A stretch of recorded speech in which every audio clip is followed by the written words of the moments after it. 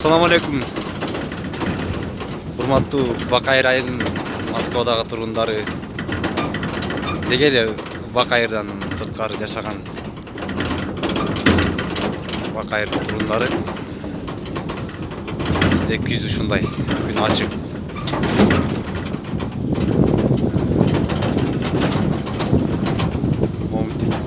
Озон бүттү буюрса, дагы 2-3 күндө ишке берилет.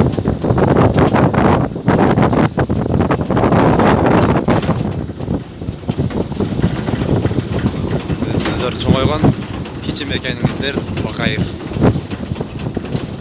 Кичи мекенибиз Бакайыр.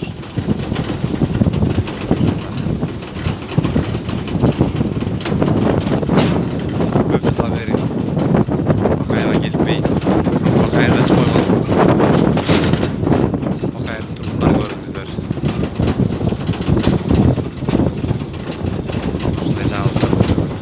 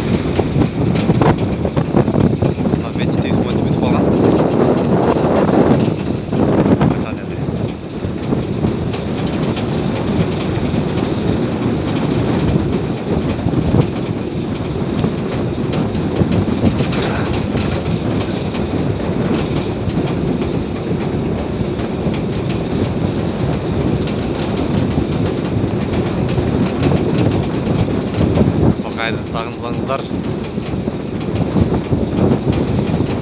көргөзүп